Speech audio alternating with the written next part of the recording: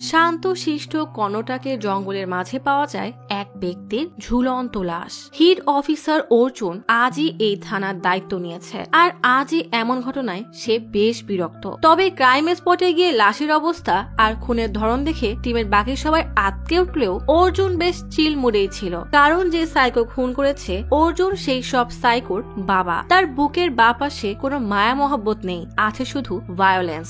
এত নৃশংস আর চালাক খুনিকেও অর্জুন মাত্র 2 দিনে ধরে ফেলে, কিন্তু টুইস্ট আসে তখনই যখন সে অপরাধী জেলে বন্দী থাকার পরও শহরে একই প্যাটার্নে একের পর এক খুন হতেই থাকে। ব্যাস এইখান থেকেই গল্প একেবারে 360 ডিগ্রি অ্যাঙ্গেলে ঘুরে যায়, আর অর্জুন নিজেও জড়িয়ে যায় সেই সাইকোদের পাল্লায়। শুরু হয় একের পর এক টুইস্ট আর শ্বাসরুদ্ধকর এক গল্প, যে গল্প 1 মিনিটের জন্য আপনার চোখের পলক ফেলতে দিবে না। সবসময় মনে হবে এরপর না জানি কি হয়। এমনই সাসপেন্স, টুইস্ট, একদল সাইকো আর পাগলাটে এক অফিসারের গল্প নিয়ে আজ এক্সপ্লেইন করব সম্প্রতি মুক্তিপ্রাপ্ত movie hit the third case.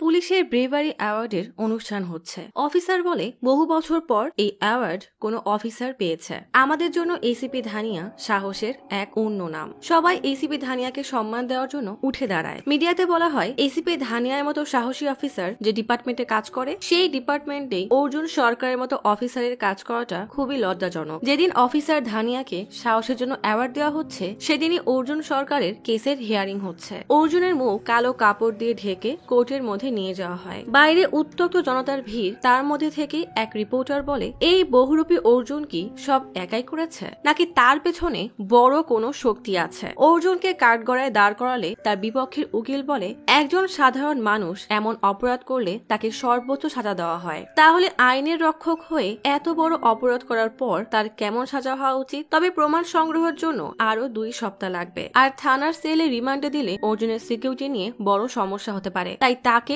Central জেলে রাখা হোক। এদিকে থানায় এক মহিলা বলে বাচ্চাটার বয়স 9 মাস, তাকে কিডন্যাপ করে কার কি বা লাভ হবে? যে কিডন্যাপ করেছে তার উচ্চতা 5 ফুট 9 ইঞ্চির মতো, মুখে সাদা পাকা দাড়ি, মানে অর্জুনকে 9 মাসের বাচ্চা কিডন্যাপের জন্য ধরে আনা হয়েছে। অর্জুন জেলের ক্যান্টিনে খাবার নিতে আসলে কয়েদিরা প্রচুর রেগে তাকে চাকু দিয়ে মারতে যায়। তখনই এক লোক এসে চিৎকার করে বলে ওর জান নিবি নাকি? সবাই ভয়ে সরে গেলে লোকটা অর্জুনকে তার সেলে নিয়ে এসে বলে এই জেলের অর্ধেক মানুষকে তুই জেলে পাঠিয়েছিস, তাই এটা রাখ বলেই ছোট একটা চাকু দেয়। অর্জুন মাথা নিচু করে বসে সেই চাকুতে ধার দেয়। লোকটা বেশ কৌতূহলী হয়ে জিজ্ঞেস করে তুই তো পুলিশ অফিসার, তাহলে এখানে আসলে কিভাবে? অর্জুন হঠাৎই থেমে যায়। গল্প চলে আসে বেশ অনেকদিন আগে। অর্জুন গভীর বনে ঘেরা এক জায়গায় এসে একটা শকুনকে কাঁচা মাংস খেতে দেয়। গাড়ির কাছে এসে পানি পান করতে থাকে। গাড়ির ভেতরেই তার ইউনিফর্ম আর একটা লোককে বেঁধে রাখা। লোকটা কাকুতি মিনতি করে বলে দয়া করে আমাকে ছেড়ে দিন, আমার সাথে কেন এমন করছেন? অর্জুন এক ধমক দিয়ে লোকটাকে চুপ করিয়ে দেয়। কিছুক্ষণ পরেই বনের মাঝে নদীর কাছে আসে। সামনেই লোকটাকে উল্টা করে বেঁধে রাখা। পারে চেয়ার আর ক্যামেরা সেট করে অর্জুন কাস্টমার কেয়ারে কল দেয়। অনেকক্ষণ পর এক প্রতিনিধি কল রিসিভ করে বলে বলুন স্যার, আমি কিভাবে সাহায্য করতে পারি? অর্জুন বলে এখানে কারো যান চলে যাচ্ছে আর আপনাদের নেট শুধু বাফারিং হচ্ছে। মেয়েটা অবাক হয়ে জিজ্ঞেস করে পাশে কে চিৎকার করছে? অর্জুন বেশ স্বাভাবিকভাবেই বলে এখানে একজনের যান যাচ্ছে। বলেই ছোট চাকু দিয়ে আরামসে লোকটার গলা কেটে দেয়। সাথে সাথেই নদীর পানিতে রক্ত মিশে লাল হয়ে যায়। লোকটাকে এভাবেই রেখে অর্জুন চেয়ারে আরামে বসে প্রবচন শুনছে। লোকটার গলা থেকে তখনও চুয়ে চুয়ে রক্ত পড়ছে। এই অর্জুনের ব্যবহারে এটা পরিষ্কার যে সে কোনো সাধারণ মানুষ না, বরং এক পিওর সাইকো। হিট মানে হোমিসাইড ইন্টারভেন টিমের এজিটিপি রয় অর্জুনকে নতুন এসিপি হিসাবে হিটের বাকি মেম্বারদের সাথে পরিচয় করিয়ে দেয়। রয় চলে যেতেই সাইকো অর্জুন সবার দিকে তাকিয়ে শয়তানি এক হাসি দেয়। অর্জুন তার রুমে যেতেই এএসপি বর্ষা আর এসআই দিবাকর তার রুমে আসে। বর্ষা অর্জুনকে ডিপার্টমেন্টে কত মেম্বার আছে, কে কোন পোস্টে আছে সব বলতে থাকে, কিন্তু দিবাকর পা দুলাতেই আছে। অর্জুন বিরক্ত হয়ে এমন এক চিৎকার করে যে দুইজনই ভরকে যায়। তখনই এক কনস্টেবল এসে বলে মার্ডার কেস। মার্ডার কেস এসেছে, এখনই যাওয়া লাগবে। মার্ডার স্পটে পৌঁছাতেই দেখা যায় অর্জুন যাকে সকালে খুন করে গেছে এটা তারই লাশ। মানে যে খুনি সেই আবার তদন্ত অফিসার। অফিসার এসে বলে খুনটা নদীর উপরে হওয়ার কারণে কোনো প্রমাণ নেই, কারণ পানিতে সব বয়ে গেছে। জুতা পাওয়া গেছে কিন্তু সেটা কোনো কাজের না, কারণ অর্জুন আসল জুতা রেখে নতুন এক জোড়া জুতা ফেলে গেছে। গাড়ির টায়ারের ছাপও নেই, কারণ অর্জুন যাওয়ার সময় সেটা মুছে গেছে। অর্জুন লাশের গলায় কাটা দেখে বলে খুনি নিশ্চয়ই মেডিকেলের কেউ হবে, সাধারণ কেউ হলে পুরো গলা কাট, কিন্তু খুনির গলায় নির্দিষ্ট শিরা কেটেছে, যেন গ্রাভিটির কারণে রক্ত পড়তে পড়তে সে ধীরে ধীরে মারা যায়। বর্ষা জিজ্ঞেস করে বুকে আর পেটে যে কাটার চিহ্ন সেটা কেন হতে পারে। অর্জুন বলে ফরেন্সিক অ্যানালাইসিস করে জানাবে। ক্রাইম স্পটে কি বোতল, টিস্যু বা সিগারেটের বাজ এমন কিছু পাওয়া গেছে? অফিসার বলে সিগারেটের একটা বাট পাওয়া গেছে। বর্ষা বলে এটা তো যে কারোরই হতে পারে। অর্জুন রেগে বলে খুনি নিশ্চয়ই এখানে বসে প্রবচন শুনছিল না, হয়তো স্মোক করেই সময় কাটাচ্ছিল। আসলে এই সিগারেট বাটটা অর্জুনই রেখেছে, তবে সেটা তার না। ব্যাস, আর কিছু না বলে গাড়িতে উঠতে গেলে বর্ষা আর দিবাকর অবাক হয়ে তাকিয়ে থাকে। অর্জুন বিরক্ত হয়ে বলে সব তদন্ত কি আজই করবে নাকি? এটা কোনো সিনেমা চলছে যে আজই সব রিপোর্ট হয়ে যাবে, যে আজই খুনি ধরা পড়ে যাবে? বাসায় যাও, ফরেন্সিক রিপোর্ট আসলে তদন্ত শুরু করব।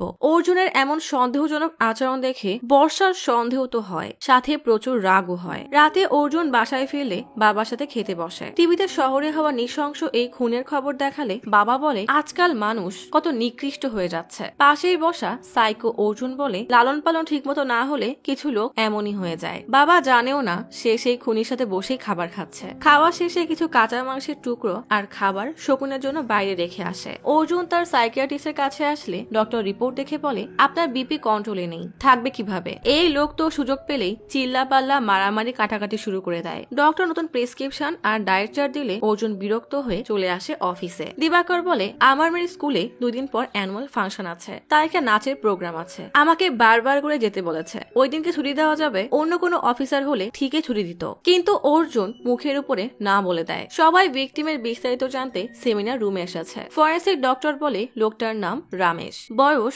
39, অতিরিক্ত রক্ত খাওয়ানে মৃত্যু হয়েছে। ক্রাইম স্পটে পাওয়া সিগারেট বাটে কুকুরের ডিএনএ ছাড়া আর কিছুই পাওয়া যায়নি, মানে কুকুর বাটটা চেটেছিল। এসবে অবশ্য অর্জুনের কোনো ইন্টারেস্ট নেই। ঘড়িতে সময় দেখে অ্যাটেনোডল ট্যাবলেট বের করে, এটা মূলত হাই ব্লাড প্রেশারের ওষুধ। ডক্টর বলে লাশ থেকে মূলত 3টা অর্গান মিসিং। একটা হাইপোথালামাস, যার মাধ্যমে শরীরের সব নিয়ন্ত্রিত হয়, যেমন বডি টেম্পারেচার, ক্ষুধা, পিপাসা। পিটুইটার গ্ল্যান্ড, যেটা হাইপোথালামাসকে সিগন্যাল পাঠায়, আর অ্যাড্রেনালিন গ্ল্যান্ড, যেটা সাধারণত কিডনির উপরে থাকে, আর এই গ্ল্যান্ডের মাধ্যমে স্ট্রেসে বডি রেসপন্স করে হরমোন ব্যালেন্স ঠিক রাখে। তবে খুনি এসব অর্গান দিয়ে কি করবে তা জানি না। অর্জুন বসে বসে ডেটিং অ্যাপে মেয়ে খোঁজায় ব্যস্ত। ডেটিং অ্যাপে ম্যাচ হওয়া এমনই এক মেয়ের সাথে দেখা করতে আসলে পুলিশের নজরে এমন ভাবে তার দিকে তাকায় আর এমন ভাবে প্রশ্ন করতে থাকে যে একজন ওয়াশরুমের বাহানা করে ভয়ে পালায়। রাতে বাবা এসে বলে এভাবে একা একা মরার থেকে ডিপার্টমেন্টের কাউকে খুঁজে নে। অর্জুন বলে ডিপার্টমেন্টের কারোর সাথে সম্পর্কে যাব না, এটাই আমার রুল। বাবা বিরক্ত হয়ে চলে যায়। অর্জুন পরের দিন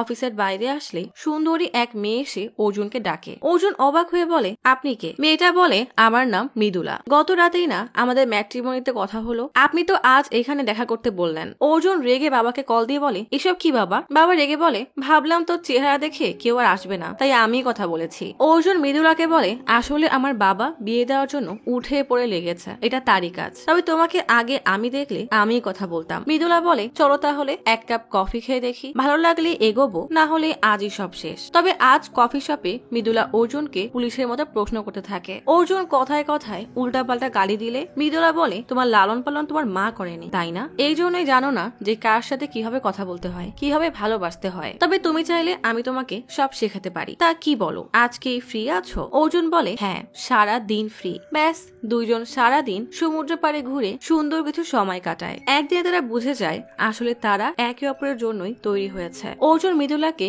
সুন্দর একটা হেয়ার ক্লিপও কিনে দেয়। গাড়িতে দুজনে একে অপরের হাত ধরে চলতে থাকে। মৃদুলাকে বাসায় নামিয়ে অর্জুন খুশি মনে বাসায় ফিরে আসে। কি ভাবছেন মৃদুলার ভালোবাসায় অর্জুন তার এই সাইকোটিক আচরণ ভুলে যাবে? মোটেও না। পরের দিন সকাল হতেই অর্জুন তার পোষা শকুনকে নিয়ে তার পরের টার্গেটকে মারতে আসে। সর্বশক্তি দিয়ে লোকটাকে উল্টা বেঁধে গাছের সাথে ঝুলিয়ে দেয়। একটু পাশেই ক্যামেরায় সব রেকর্ড হচ্ছে। চাকু দিয়ে লোকটাকে মারতেই যাবে, তখনই পাশে শুকনো পাতার আওয়াজ হলে অর্জুন সতর্ক হয়ে যায়। হঠাৎ আড়াল থেকে কে যেন তার উপরে গুলি ছুটতে থাকে। অর্জুন দ্রুত গাছের পেছনে লুকিয়ে পড়ে। তখনই হঠাৎ পেছনে তাকালে দেখে বন্দুক তাক করে বর্ষা দাঁড়িয়ে আছে। বর্ষা তাকে বলে সাবধান। কে শোনে কার কথা? হাতে থাকা চাকুটা সামনে ঝুলানো ভিকটিমের পিঠে ছুঁড়ে মারে। সাথে সাথেই সেটা পিঠে গেঁথে যায়। বর্ষা গুলি করতে গেলে অর্জুন কৌশলে বন্দুক ছিনিয়ে নিয়ে বন্দুক থেকে সব গুলি ফেলে বন্দুক খুলে ফেলে দেয়। বর্ষা কিছু বুঝে ওঠার আগেই তার নার্ভে মেরে তাকে বেহুশ করে বেঁধে রাখে। বর্ষার জ্ঞান ফিরতেই সে ছটফট করতে থাকে। অর্জুন তখন ভিকটিমকে যেখানে ঝুলিয়েছে তার নিচে শামিয়ানা রাখায় ব্যস্ত, যেন রক্ত সব সেখানে পড়ে আর কোনো প্রমাণ না থাকে। বর্ষা রেগে চিৎকার করে বলে, প্রথম দিন তোমাকে দেখেই সন্দেহ হয়েছিল, তুমি আসলে একটা সাইকো, তুমি কোনো পুলিশ অফিসার হওয়ার যোগ্য না, আমি তোমার নামে রিপোর্ট করে জেলে ঢোকাবো। অর্জুন বেশ শান্তভাবেই বলে, আমি জেলে থাকলেও এই খুনগুলো হতেই থাকবে। গল্প চলে আসে কয়েক মাস আগে জম্মু কাশ্মীরের শ্রীনগরে। অর্জুন বরফে ঢাকা রাস্তা দিয়ে গাড়ি চালিয়ে ক্রাইম সিনে পৌঁছাতেই দেখে লাশ উল্টো করে ঝুলানো, পাশে নদীর স্রোত বয়ে চলছে। অর্জুন দেখে লাশের ঘাড়ের ঠিক বাম সাইড বরাবর নিখুঁত ভাবে কাটা হয়েছে, শরীরের অন্যান্য জায়গায়ও আঘাতের চিহ্ন। অর্জুন লাশটা পিছনে ঘুরিয়ে মাথার খুলিতে হাত দিতেই সেটা আলগা হয়ে যায়। বাপরে কি ভয়ানক। রবি বলে, বরফ জমার কারণে পায়ের ছাপ আর টায়ার মার্ক পাওয়া যায়নি। অর্জুন বলে, গাড়ির ওজনের কারণে বরফের উপর দিয়ে যাওয়ার পরেও নিচে মাটির উপরে একটা দাগ পড়ে যায়, বরফ গলালেই সেই মার্ক পেয়ে যাবে। অর্জুন ভালো করে লাশটা দেখে বলে, খুনির হাইট আমার থেকে 3 বা 4 ইঞ্চি বেশি হবে, গলায় কাটা দাগটাও 5 সেন্টিমিটারের মতো। শরীরের অন্যান্য আঘাতের দাগ দেখে মনে হচ্ছে ভিকটিমকে মারার পর কিছু একটা করেছে। ফরেন্সিক টিমকে ভালো করে দেখতে বলো, লাশ থেকে আর কোনো ডিএনএ স্যাম্পল পাওয়া যায় কিনা সেটা দেখো। এক কনস্টেবল অর্জুনকে ডেকে বলে, বরফ গলিয়ে একটা টায়ারের ছাপ পাওয়া গেছে। অর্জুন টায়ারের ছাপ দেখে বলে, এখানে 18 ইঞ্চির একটা দাগ আছে, তার মানে বড় গাড়ি। টেপ দিয়ে জায়গাটা মেপে বলে, 9 mm এর গাড়ি, মার্কেটে নতুন এসেছে, টায়ারের বিস্তারিত লিস্ট চেয়ে নাও। এখান থেকে বডি উঠিয়ে নিয়ে গেছে, মানে খুনি বেশ শক্তিশালী। রবি পাহাড়ের কাছেই ছোট গ্রামে এসে চিৎকার করে জিজ্ঞেস করে, গত রাতে এখানে কেউ কোনো বড় গাড়ি আসতে দেখেছো? সকলের একই কথা যে তারা কাউকেই দেখেনি, সব গাড়ি চেক করা হচ্ছে। গ্রামের সবাইকে তখনও জিজ্ঞাসাবাদ চলছে। রবি অর্জুনকে ফরেন্সিক রিপোর্ট দেখিয়ে বলে, টর্সো আর মাথার পেছনের ক্ষত মৃত্যুর পরে করা হয়েছে। লাশ থেকে 3টা অর্গান মিসিং, হাইপোথ্যালামাস, পেডিট্রি এবং অ্যান্ড্রিনালিম ইমপ্ল্যান্ট। অর্জুন বলে, এসব অর্গানের লেনদেন তো সম্ভব না, কারণ এগুলো ট্রান্সপ্লান্ট করা যায় না, তার মানে এইসব খুনের পেছনে অন্য কোনো কারণ আছে। আমাদের যত তাড়াতাড়ি সম্ভব সেটা খুঁজে বের করতে হবে। জিজ্ঞাসাবাদ শেষে রবি অর্জুনকে বলে, জানা গেছে ওই সময় জঙ্গলে একটা ব্ল্যাক বলেরও দেখা গেছে। অর্জুন বলে, এখানে যে জায়গায় টায়ার বদলানো হয় সেখানের পুরো লিস্ট আমার চাই। পুলিশ এবার কাছাকাছি সব গ্যারেজে জিজ্ঞাসাবাদ করতে থাকে। একজন কনস্টেবল জানায়, শহরে শুধুমাত্র 3টা ব্ল্যাক বলেরও গাড়ি আছে যেগুলোর টায়ার চেঞ্জ করা হয়েছে। অর্জুন তার টিম নিয়ে সেই 3টা বাড়িতে তল্লাশি চালাতে আসে। একটা বাড়ি তালা বন্ধ, একটা বাড়িতে একজন বয়স্ক মহিলা তার গরুর খামারে কাজ করছে, আর আরেক বাড়িতে এক শিকারী থাকে। অর্জুন মহিলাকে জিজ্ঞেস করে, এই গাড়ি কি আপনার? মহিলাটি বলে, হ্যাঁ, আমরা গ্রামে গ্রামে গরুর দুধ ডেলিভারি দেই। এদিকে শিকারীর বাড়ির বাইরে একটা চামড়া দেখে অর্জুন জিজ্ঞেস করে, এটা কিসের চামড়া? শিকারী বলে, লাল ভাল্লুকের। অন্যদিকে মহিলার কথা বলার সময় বাসার ভিতর থেকে একটা অদ্ভুত শব্দ পাওয়া যায়। অর্জুন দ্রুত বাসার ভিতরে গিয়ে চেক করলে দেখে এক প্রতিবন্ধী ছেলে বসে আছে। মহিলাটি বলে, ও আমার ছেলে, বেচারা ছোট থেকেই এমন। এদিকে বন্ধ বাসার পেছনে টায়ার দেখতে পেয়ে অর্জুন দ্রুত বাসার দরজা ভাঙতে বলে। তখনই মাডুসি নামের একজন সেই বাসায় আসে, কিন্তু পুলিশ দেখেই ভয়ে পিছিয়ে যায়। এক কনস্টেবল তাকে পেছন থেকে চেপে ধরলেও সে আচমকা বন্দুক বের করে কনস্টেবলকে গুলি করে সেখান থেকে পালাতে থাকে। অর্জুন আর রবি সহ বাকি পুলিশরা তার পিছু করতে থাকে। মাডুসিকে ফলো করতে করতে অর্জুন একটা কসাইখানার মধ্যে পৌঁছে যায়। আচমকা মাডুসি হামলে পড়লে দুজনের মাঝে ধস্তাধস্তি শুরু হয়ে যায়। মাডুসি একটা ধারালো হাড় অর্জুনের গলায় ধরলে অর্জুন তাকে আটকায়। পেছন থেকে আরেকজন এসে অর্জুনকে চেপে ধরে। অর্জুন এমন ভাবে সরে যায় যে হাড়টা সোজা তার পেছনে থাকা লোকটার গায়ে গিয়ে লাগে। সাথে সাথে কিছু লোক বেরিয়ে আসে। অর্জুন সবাইকে মেরে একদম হালুয়া বানিয়ে দেয়। অর্জুন হেডকোয়ার্টারে আসতেই ডিসিপি কার্নিকা অর্জুনকে বলে, এত ভায়োলেন্স কেন? 5 জনের অবস্থা খুবই খারাপ, তুমি একজন পুলিশ অফিসার হয়ে 5 জন আসামিকে মেরে হাসপাতালে পাঠিয়ে দিলে। অর্জুন বলে, আমার টিমের এক অফিসারের অবস্থাও আশঙ্কাজনক। বলেই রেগে কাছারিতে আসে। মোটা একটা রড নিয়ে ইশারা করতেই রবি মাডুসির হাত ধরে সামনে এগিয়ে দেয়। অর্জুন একের পর এক বাড়ি মেরে তার হাত থেতলে দেয়। মাডুসিকে চেপে ধরে কানের কাছে বলে, ওই খুনটা তুমি করেছো তাই না? মাডুসি এত অত্যাচার সহ্য করতে না পেরে অজ্ঞান হয়ে যায়। অর্জুন রেগে লাঠি বাড়ি মারতেই যাবে, তখনই একজন কনস্টেবল এসে মাডুসির ফোন অর্জুনকে দিয়ে বলে, সাইবার টিম ফোনটা আনলক করেছে। অর্জুন ফোন চেক করে দেখে সেখানে এক ভিডিওতে মাডুসি নৃশংসভাবে লোকটাকে যে খুন করেছে তার প্রমাণ রয়েছে, আর সে নিজেই এই ভিডিওটা করেছে। অর্জুন কেবিনে এসে মাডুসির ফোনে আর ভিডিও আছে কিনা দেখছে। তখনই খবরে দেখায় যে ওই একই রকম ভাবে আরো একটা খুন হয়েছে। অর্জুন অবাক হয়ে যায়, কারণ মারুতি তো তার জিম্মায়। তাহলে খুন কে করলো? আর খুনটা আজই বিহারে হয়েছে। অর্জুন রবিকে বলে বিহারে তদন্ত অফিসারের সাথে কথা বলে সব বিস্তারিত চেয়ে নাও। অর্জুন বেশ চিন্তায় পড়ে যায়। কিছুক্ষণ পর মারুতির কাছে আসে দেখে কনস্টেবল তাকে ডেকেই যাচ্ছে, কিন্তু তার কোনো সাড়া শব্দ নেই। রবি বলে বিহারের পুলিশ ক্রিমিনালকে 1 ঘন্টার মধ্যেই গ্রেফতার করেছে, কিন্তু আমাদেরকে কোনো কিছু বলতে চাচ্ছে না। দুজন খুনি হুবহু একই রকম ভাবে কিভাবে খুন করতে পারে? অর্জুন বলে আমরা আজই বিহার যাব। রবি বেশ চিন্তিত হয়ে বলে কিন্তু এরিয়াটা তো সেফ না। অর্জুন হাই সিকিউরিটি নিয়ে বিহার থানায় পৌঁছায়। থানায় ঢুকেই সে এসআই কে বলে আপনারা কোনো ইনফরমেশন দেননি কেন? এসআই বেশ ঘাবড়ে বলে আসলে আমরা একটু ব্যস্ত ছিলাম। ওই ক্রিমিনাল সামনে সেলে আছে। অর্জুন দেখে ছেলেটার মুখে লম্বা কাটা দাগ। কিছুক্ষণ পর অর্জুনকে বাকি সব এভিডেন্স দেখানো হয়, যেগুলো ক্রিমিনালের বাসা থেকে পাওয়া গেছে। অর্জুন ক্যামেরা হাতে নিয়ে দেখে সেখানেও খুন করার ভিডিও আছে। অর্জুন দ্রুত ভিডিওটা রবিকে দেখায়। একটা ফ্রিজার বক্স দেখে ওপেন করতে দেখে লাশের শরীর থেকে যে অর্গানগুলো বের করা হয়েছে সেগুলো এখানেই আছে। রবি ফোনে কথা বলা শেষ করে অর্জুনকে জানায় এই একই রকম ভাবে মোট 13টা খুন হয়েছে। খুনের সাথে ভিকটিমের কোনো সম্পর্ক নেই। এই কথা শুনে অর্জুন হতবাক হয়ে যায়। অর্জুন বলে এগুলো তো শুধু রেজিস্টার করা কেস, তার মানে আনঅফিসিয়াল আরো কেস আছে। সবাই একইভাবে মার্ডার করছে, মানে কারণ তো অবশ্যই আছে। বলেই সে কাস্টাডির ভিতরে ঢুকে ক্রিমিনালের হাতে মোচড় দিয়ে মারুতির ছবি দেখিয়ে বলে একে চেনো? ছেলেটা কোনো কথাই বলে না। এদিকে একজন এসে এসআই ইয়াদবকে খবর দেয় থানায় যে কোনো সময় অ্যাটাক হতে পারে। এই ক্রিমিনালের বাবা বস গ্রুপকে ফান্ড দেয়। অর্জুন কাস্টাডির বাইরে এসে জিজ্ঞেস করে কি হয়েছে। রবি বলে জানা গেছে থানায় অ্যাটাক হবে। এই ছেলের বাবা বোস, সে ওই গ্রুপের মাথা। অর্জুন বলে ওকে যত দ্রুত সম্ভব শ্রীনগরে ট্রান্সফার করার ব্যবস্থা করো। ইয়াদব বলে ট্রান্সফার করতে হলে ম্যাজিস্ট্রেটের পারমিশন নিতে হবে, কমপক্ষে 2 ঘন্টা সময় লাগবে। পাশ থেকে কনস্টেবল বলে আমাদের কাছে এত সময় নেই, আপনার কিছু হলে আমাদের চাকরি থাকবে না। অর্জুন কিছু বলতে যাবে তার আগেই ছেলেটা ভয়ানক ভাবে হাসতে হাসতে ইশারা করে দেখায় যে অর্জুন তার কিছুই করতে পারবে না। অর্জুন রেগে চুলের মুঠি ধরে তাকে টানতে টানতে নিতে থাকলে সবাই তাকে আটকে বলে এভাবে নিয়ে যাওয়াটা একদম ঠিক হবে না। অর্জুন বলে ওর শেষ আজ আমি দেখেই ছাড়বো। বলেই হাই সিকিউরিটির সাথে গাড়ি আর গার্ডস নিয়ে শ্রীনগরের উদ্দেশ্যে বেরিয়ে পড়ে। মরুভূমির ধুলার মাঝ দিয়ে 3টা পুলিশের গাড়ি যাচ্ছে।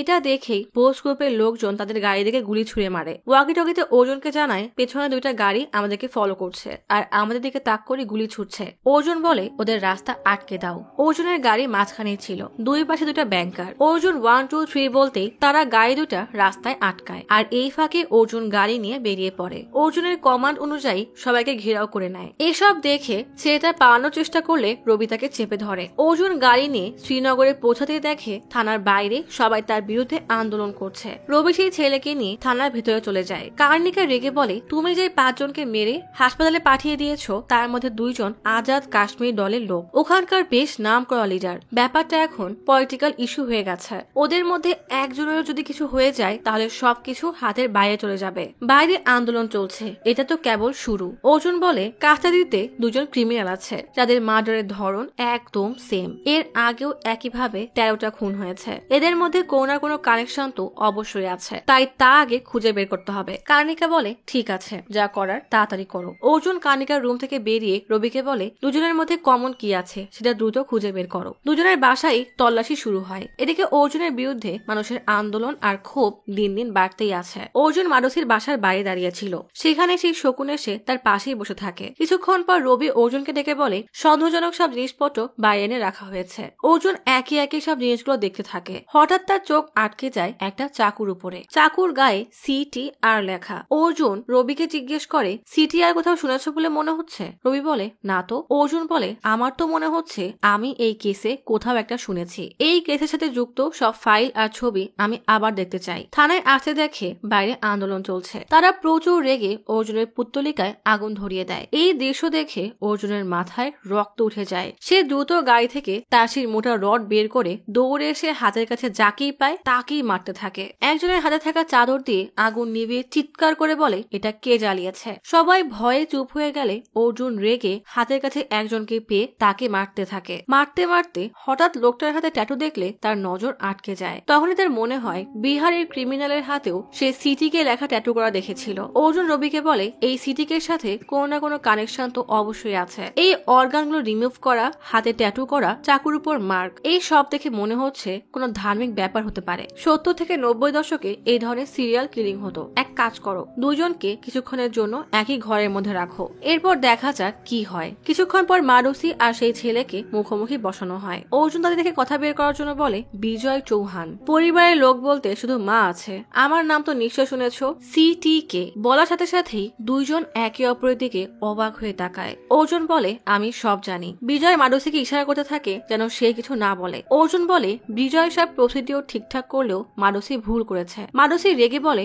মানে? বিজয় ধমক দিয়ে বলে চুপ থাকো, কিছু বলবে না। মারুসি রেগে বলে আমি কেন চুপ থাকবো? বিজয় বলে কারণ এটাই নিয়ম। মারুসি বলে আমি তো সব ঠিকভাবেই করেছি। অর্জুন বলে গলার কাঁটাটা ঠিক জায়গায় হয়নি। বিজয় কথায় কথায় বলে দেয় তুমি ভুল করলে কিভাবে? সব তো ওই ওয়েবসাইটে দেওয়া ছিল। মুখ ফসকে কি বের হয়ে গেল ভেবে তাড়াতাড়ি চুপ হয়ে যায়। অর্জুন বলে কোনো ওয়েবসাইটের জন্য হচ্ছে? রবি দ্রুত ফোন বের করে খুঁজে বলে এই ব্যাপারে ইন্টারনেটে কিছুই নেই। কাছারি থেকে বেরিয়ে অর্জুন রবিকে বলে সিটিকে নর্মাল কোনো ওয়েবসাইট না, এটা একটা ডার্ক সিক্রেট ওয়েবসাইট। এই ধরনের ডার্ক ওয়েব কারা কোথা থেকে ব্যবহার করছে সেটা সাইবার টিমও জানে না। এই জন্য ড্রাগস, বন্দুক, হিউম্যান ট্রাফিকিং এর মতো ইলিগাল কাজগুলোকে এসব ওয়েবসাইটে রান করিয়ে সাইবার ক্রিমিনালরা লাখ টাকা কামাচ্ছে। অর্জুন পুরো টিমকে ব্রিফ দিয়ে বলে আসলে এই ডার্ক ওয়েব একটা ছাউনির মতো কাজ করে, যেটা ক্রিমিনালদের বাইরের দুনিয়া থেকে বাঁচিয়ে রাখে। আমরা যে দুজন ক্রিমিনালকে ধরেছি তারাও ডার্ক ওয়েব ব্যবহার করে, যেটার নাম capture, torture and kill, short form CTK।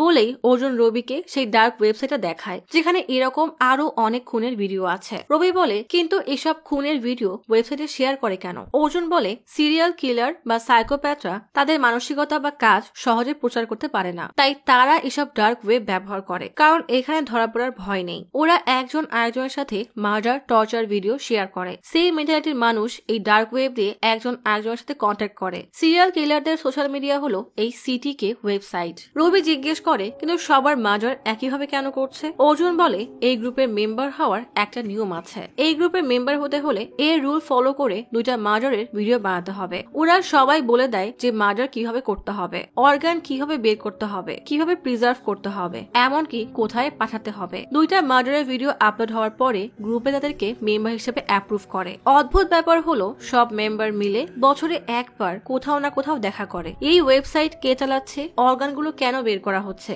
আর এরা কোথায় দেখা করবে সব আমাদেরকে জানতে হবে। সাইবার টিমকে ইনফর্ম করো। এই ওয়েবসাইট চালানো ব্যক্তির লোকেশন ট্র্যাক করতে বলো। থানার বাইরে এখনো অর্জুনকে বহিষ্কার করার জন্য আন্দোলন চলছে। রবি এসে খবর দেয় যে সাইবার টিম ওয়েবসাইট রান করা ব্যক্তির লোকেশন ট্র্যাক করার চেষ্টা করেছে। ওয়েবসাইটে 380টা জায়গা থেকে সার্ভার রান করা হচ্ছে, তাই লোকেশন বের করা সম্ভব না। অর্জুন রেগে কাস্টাডির ভিতরে গিয়ে মারুসি আর বিজয়ের উপরে টর্চার শুরু করে। তাদেরকে মেরে ক্ষত জায়গায় মরিচের গুঁড়া লাগায় যেন তারা সত্যি কথা বলে দেয়। এদিকে বাইরে অর্জুনের নামে আন্দোলন চলছে তো চলছেই। অর্জুন কাস্টাডিতে মারুসির মুখে পানি ঢালছে। হঠাৎ কার্নিকা এসে বলে হাসপাতাল থেকে কল এসেছে, ওই দুজন নেতার একজন মারা গেছে, তোমাকে এখনই এখান থেকে যেতে হবে। অর্জুন কোনো কথা না শুনে বিজয়ের সেলে গিয়ে তার হাতে সুচ ফুটিয়ে দেয়। এদিকে কার্নিকা চিৎকার করেই যাচ্ছে যে তুমি নিয়মের বাইরে যেতে পারো না। পরিস্থিতি বেগতিক দেখে মারুসি হঠাৎ খেয়াল করে তার হাতের কাছেই অফিসারের কোমরে বন্দুক আছে। সুযোগ বুঝে বন্দুক নিয়ে সোজা নিজের মুখে ঢুকিয়ে নিজেকে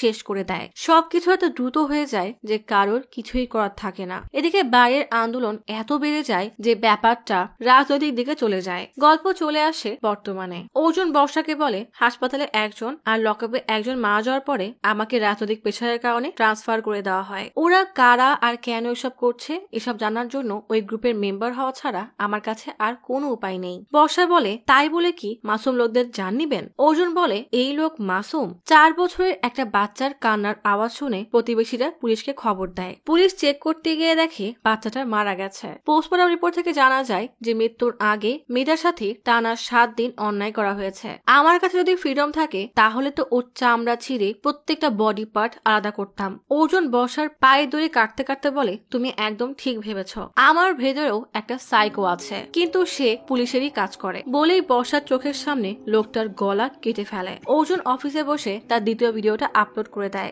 বর্ষা তার ল্যাপটপ নিয়ে এসে বলে ডার্ক ওয়েবের ওয়েবসাইট এক্সপ্লোর করতে গিয়ে একটা জিনিস খুঁজে পেয়েছি, এই ভিডিওটা দেখুন। অর্জুন ধূপ করে ল্যাপটপ বন্ধ করে বলে ওরা একবার ট্র্যাক করে ফেললে পুরো প্ল্যান নষ্ট হয়ে যাবে। বর্ষা বলে ট্র্যাক করতে পারবে না, কারণ আমি VPN ইউজ করেছি, এতটুকু বুদ্ধি আমার মাথায়ও আছে। বর্ষা একটা খুনের ভিডিও দেখে বলে এখানে পেছনে যেই কেলা দেখছেন সেটা জয়পুরের সামোদ নামের একটা জায়গার, সেখানে আমি কাজ করেছি। অর্জুন বলে তাতে কি, এই মার্ডার তো অনেক আগেই হয়ে গেছে। বর্ষা বলে এই ভিডিও আপলোড করা ব্যক্তি শুধুমাত্র একটা ভিডিও আপলোড আপলোড করেছে। অর্জুন বলে তার মানে সে আরেকটা খুন এখনো করেনি, আর সেটা খুব জলদিই করবে, আমরা চাইলে সেটা আটকাতে পারি। অর্জুন দ্রুত বেরিয়ে পড়ে আর বর্ষাকে বলে জয়পুর থানা ইনফর্ম করো আর এই ভিডিও থেকে স্ক্রিনশট তুলে পাঠিয়ে দাও। অর্জুন তার পুরো টিম নিয়ে জয়পুরের থানায় এসে এসআই রতন সহ পুরো টিমকে সে ভিডিও দেখিয়ে সব জানায়। অর্জুন লোকটা গেঞ্জে দেখিয়ে রতনকে বলে টি শার্টে থাকা লোকটা দেখুন। রতন বলে এই ধরনের টি শার্ট তো কোনো পেট্রোল পাম্পের লোকই পরে। অর্জুন বলে জয়পুরের প্রতিটা পেট্রোল পাম্পের স্টাফদেরকে চেক করো আর পুরো গ্রাম সার্চ করে দেখো। মার্ডার তো সে অবশ্যই করবে, হতে পারে আজ বা এক সপ্তাহ পরে। অর্জুন দিন রাত খোঁজ করতে থাকে। মৃদুলা মেসেজ দিয়ে জিজ্ঞেস করে তুমি কখন ফিরে আসবে। অর্জুন রিপ্লাই দিয়ে বলে তুমি জয়পুর চলে আসো। দিবাকর অর্জুনকে বলে আমার মেয়ের অ্যানুয়াল ডে ফাংশনের জন্য ছুটি চাই। অর্জুন বলে না, ছুটি হবে না। দিবাকরের মুখটা মলিন হয়ে যায়। অর্জুন কোয়ার্টারে আসতেই হঠাৎ দেখে মৃদুলা দাঁড়িয়ে আছে। অর্জুন অবাক হয়ে তাকালে মৃদুলা বলে আসতে বলেছিলে, এসে গেছি, আগামী 3 ঘন্টার মধ্যেই রিটার্ন ফ্লাইট। অর্জুন জিজ্ঞেস করে আমার জন্য জয়পুর চলে এসেছো। মৃদুলা অর্জুনের হাতে একটা পেন ড্রাইভ ধরিয়ে দেয়। অর্জুন সেটা ল্যাপটপে প্লে করতে দেখে এআই দিয়ে মৃদুলা তার মায়ের ছবি থেকে ভিডিও বানিয়েছে। ভিডিওতে অর্জুনের মা বলছে আমার আদরের ছেলে, ঠিক মতো খাচ্ছ তো? শুনেছি তুমি সবসময় রেগে থাকো। আমার অর্জুন তো এমন না, সব সময় হাসবে আর বাবার সাথে ঝগড়া করবে না। অর্জুনের চোখে পানি চলে আসে। হঠাৎ ওয়াকি টকিতে কমান্ড আসলে সে উঠে চলে যায়। এই সুযোগে মৃদুলা অর্জুনের ব্রাউজার হিস্ট্রি চেক করতে থাকে। অর্জুন বলে আমাকে এখনই যেতে হবে। মৃদুলা বলে সমস্যা নাই, আমি এয়ারপোর্টে যাওয়ার জন্য একটা ক্যাব বুক করে নিব। অর্জুন একটা পেট্রোল পাম্পে জিজ্ঞাসাবাদ করছে, তখনই সেখানে একটা গাড়ি আসে। গাড়িতে কে বসে আছে সেটা অন্ধকারে দেখা যাচ্ছে না। অর্জুন দেখে গাড়িতে ক্যাস্ট্রোলের লোগো বসানো। পাশ থেকে আরেকটা গাড়ির হেডলাইট জ্বলে উঠলে অর্জুন দেখে ড্রাইভিং সিটে ভিডিও সেই লোকটা বসা। লোকটা বুঝতে পেরে পালিয়ে গেলে অর্জুন গাড়ি নিয়ে তার পিছু করে। অর্জুন পেছন থেকে গুলি চালিয়ে গাড়ির একটা টায়ার পাংচার করে দেয়। সাথে সাথে গাড়ির ব্যালেন্স হারিয়ে ফেলে। হঠাৎ অর্জুনের গাড়ির সামনে আরেকটা গাড়ি আসলে গাড়িটা অর্জুনের চোখের আড়ালে চলে যায়। গাড়ি সরতেই অর্জুন সামনের দিকে এগিয়ে যেতে দেখে একটা চেকপোস্ট। অর্জুন বর্ষাকে জিজ্ঞেস করে এখান থেকে কোনো কালো গাড়ি গেছে। বর্ষা বলে না তো। অর্জুন বর্ষা থেকে টর্চ লাইট নিয়ে বলে ওই খুনি গাড়ি নিয়ে পেট্রোল পাম্প এসেছিল, সবাই নজর রাখো। অর্জুন টর্চ লাইট জ্বালিয়ে আবারও উল্টা দিকে দৌড়াতে থাকে। হঠাৎ তার নজর পড়ে জঙ্গলের ভেতরে একটা রাস্তার দিকে, যেখানে টায়ারে ছাপও আছে। অর্জুন সেই রাস্তা ধরে এগিয়ে যেতে দেখে সেখানে সে কালো গাড়িটা পার্ক করা। অর্জুন ধীরে ধীরে গাড়ির কাছে আসে। পিছনে দরজা খুলতে দেখে সেখানে হাত পা বাঁধা অবস্থায় একটা মেয়ে পড়ে আছে। হঠাৎ লোকটা পেছন থেকে এসে অর্জুনের পেটে চাকু ঢুকিয়ে দেয়। অর্জুনের মনে পড়ে ট্রেনিং এর সময় শিখিয়েছিল যদি তার পেটে কেউ ছুরি ঢুকিয়ে দেয় তাহলে হামলাকারীকে সেই ছুরি বের করতে দিবে না, তাহলে রক্তক্ষরণ বেশি হবে। অর্জুন লোকটার হাত মুচড়ে একের পর এক মারতে থাকে, কিন্তু লোকটা বারবার সেই চাকু বের করার চেষ্টা করে। অর্জুন বারবারই তাকে আটকায়। শেষমেশ লোকটাকে এমন জোরে মারে যে সে অজ্ঞান হয়ে পড়ে যায়। গাড়ির কাছে এসে গাড়িতে থাকা মেয়েটার বাঁধন খুলে গাড়িতে উঠতে গেলে দেখে সেই লোকটা সেখানে নেই। লোকটা আচমকা এসে অর্জুনের পেট থেকে ছুরিটা এক টানে বের করে নেয়। সাথে সাথেই সেখানে গলগলিয়ে রক্ত পড়তে থাকে আর অর্জুন অজ্ঞান হয়ে নিচে পড়ে যায়। লোকটা অর্জুনকে গাড়ির পেছনের ডিকিতে উঠিয়ে তার পকেট থেকে মানিব্যাগ বের করে নেয়। এরপর ফোনে কাউকে বলে রাস্তায় একটা সাপ এসে গিয়েছিল, তাই দেরি হয়ে গেল, এখনই আসছি বলেই সেই গাড়ির ব্যাগডালা বন্ধ করে দেয়। এদিকে ঘন জঙ্গলের মাঝে একটা ভাঙা বাড়িতে ঘাড়ে ট্যাটু করা এক ব্যক্তি ল্যাপটপ খুলে ডার্ক ওয়েবে ঢোকে। সেই লোকও গাড়ি নিয়ে জঙ্গলের মাঝ দিয়ে যাচ্ছে। ঝাঁকি খেয়ে অর্জুনের জ্ঞান ফিরে আসলে সে পকেট থেকে তার হাই বিপির ওষুধ বের করে খেয়ে নেয়, যেন রক্তের গতি কমে যায়। ওইদিকে ল্যাপটপের সামনে বসে থাকা ব্যক্তি ডার্ক ওয়ার্ল্ডে ঢোকে। গাড়ি এসে এক বাংলোর সামনে থামে। লোকটা অর্জুনের পা বাঁধার সময় পায়ে পুলিশের শু দেখে অবাক হয়ে যায়। তখনই অর্জুন একটা ছুরি নিয়ে সোজা লোকটার ঘাড়ে ঢুকিয়ে দিয়ে বলে সাপ মরেছে কিনা সেটা আগে চেক করতে হয়, বলেই সেই লোকটাকে এমন ভাবে চেপে ধরে সে মারা যায়। অর্জুন গাড়ির ভিতর থেকে তার ওয়ালেট আর ফোন বের করে তার টিমকে খবর দেয়। কিছুক্ষণের মধ্যেই সেখানে দিবাকর আর বর্ষা চলে আসে। অর্জুনের অপারেশন করে তার কাটা জায়গাটা সেলাই করা হয়। জ্ঞান ফিরতেই অর্জুন দেখে তার পাশে বাবা বসে আছে। অর্জুন হাত বাড়িয়ে দিলে বাবা পরম ভালোবাসায় তার হাত ধরে। অর্জুন এক ঝাড়ি দিয়ে হাত ফেলে বলে আগে আমার ল্যাপটপ দাও। বর্ষা ল্যাপটপটা দিলে অর্জুন দ্রুত সেই সিটিকে ওয়েবসাইটে ঢুকে দেখে তাকে মেম্বার হিসেবে অ্যাপ্রুভ করা হয়েছে। অর্জুন থানায় আসতে দেখে সিটিকে অ্যাডমিন থেকে গেট টুগেদার মেসেজ এসেছে, কিন্তু ইনস্ট্রাকশন ফলো করে একটা জায়গায় যেতে বলা হয়েছে। অর্জুন দ্রুত সেটা রয়কে দেখিয়ে বলে ওরা বছরে একবারই দেখা করে। কালকে অরুণাই এক্সপ্রেস ট্রেন নিয়ে অরুণাচল যেতে বলা হয়েছে। নাহারগঞ্জ স্টেশনের বাইরে বাস স্টপেজে অপেক্ষা করতে বলেছে। সেখান থেকে কোথায় নিয়ে যাবে তা আমি জানি না। এই গ্রুপের সবাইকে ধরার এই একটাই সুযোগ। রয় উল্টা সন্দেহ নজরে তাকিয়ে জিজ্ঞেস করে তুমি এই গ্রুপে জয়েন হলে কিভাবে? অর্জুন বলে প্লিজ বোঝার চেষ্টা করুন, ব্যাপারটা অনেক সিরিয়াস। রয় জিজ্ঞেস করে তুমি এই কেস নিয়ে এত পাগল হয়ে গেছো কেন? অর্জুন বলে এই ক্রিমিনালদের হয়তো জেলের ভিতরে থাকতে হবে,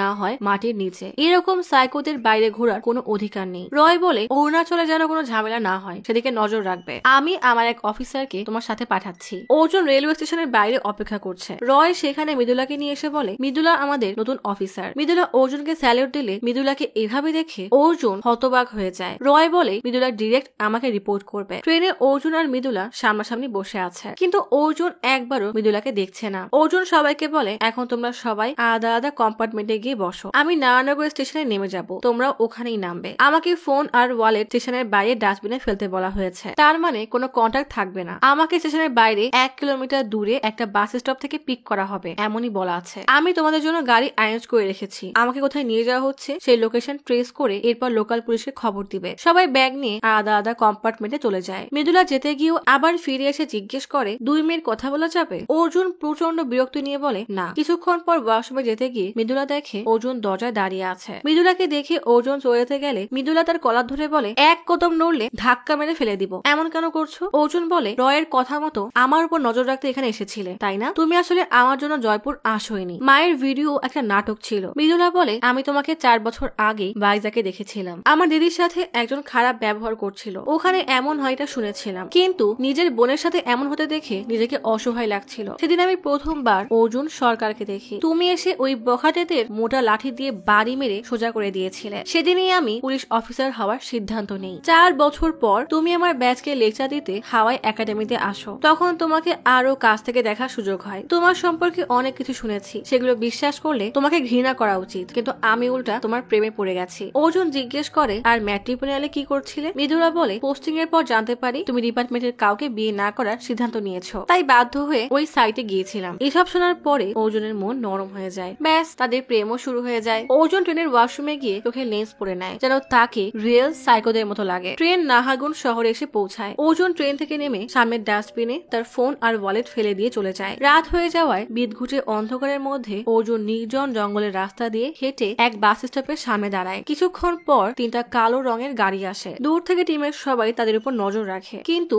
3টা গাড়ি হওয়ায় কোনটায় অর্জুন আছে সেটা খেয়াল করতে পারে না। মৃদুলা গাড়িতে করে পিছু নেওয়া শুরু করে। কিছু দূর যাওয়ার পর একটা গাড়ি অন্যদিকে চলে যায়, তাই দিবাকরকে সেই গাড়ি পিছু করতে বলে। আরো কিছু দূর যাওয়ার পরে আরেকটা গাড়ি অন্যদিকে চলে যায়। মৃদুলা বর্ষাকে নামিয়ে সেই গাড়ি পিছু করতে বলে, আর মৃদুলা সামনের গাড়ি পিছু করে। কিছু দূর যাওয়ার পর গাড়ি এক বাংলোতে প্রবেশ করলে মৃদুলা রাস্তায় গাড়ি থামিয়ে জঙ্গলের ভিতরে উকি মেরে দেখার চেষ্টা করে। দিবাকর আর বর্ষাকে কনফারেন্সে নিয়ে জিজ্ঞেস করে কেউ অর্জুনকে দেখেছো? বর্ষা বলে গাড়ি বিল্ডিং এর ভেতরে যাচ্ছে, কিন্তু অর্জুনকে দেখা যাচ্ছে না। দিবাকর বলে পরিত্যক্ত বিল্ডিং এর ভিতরে দেখা যাচ্ছে না। মৃদুলা বলে লোকাল পুলিশকে ইনফর্ম করে ফোর্স পাঠাতে বলো, তাদেরকে নিয়ে রেড দিব। অর্জুন এই 3 জায়গার কোনো এক জায়গায় আছে, কিন্তু গল্পের আসল টুইস্টটা এখানেই। কালো গাড়ির আড়ালে কয়েকজন লোক এসে অর্জুনের মুখে কাপড় বেঁধে জঙ্গলের অপর দিক দিয়ে সাদা রঙের গাড়িতে করে অন্য এক জায়গায় নিয়ে আসে। জায়গাটা হলো অরুণাচল প্রদেশের গভীর জঙ্গলের বার্মিজদের পরিত্যক্ত এক বাংলো। ঘড়িতে রাত 9:30। অর্জুনকে গাড়ি থেকে নামিয়ে গাড়িটা চলে যায়। অর্জুন মুখের উপর থেকে কাপড় সরালে চারপাশে তাকিয়ে দেখে সেখানে কেউ নেই। সামনে তাকালে দেখে অল্প বয়স্ক এক ছেলে দাঁড়ানো। তাকে এগিয়ে আসতে দেখে কুকুরগুলো চলে যায়। এক লোক এসে অর্জুনকে সার্চ করে যে তার সাথে কিছু আছে কিনা। সার্চ হয়ে গেলে ছেলেটা বলে আমার নাম আলফা। ওই মাস্ক আর ওই 3টা গাড়ির জন্য সরি। নতুন কাউকে আনার সময় আমরা এভাবেই আনি। অর্জুন বলে ভালোই তো হিন্দি বলো। আলফা বলে আমি সব ভাষাই পারি। অর্জুনকে বাংলা ভেতরে নিয়ে আসলে আলফা বলে এই বাংলো 150 বছর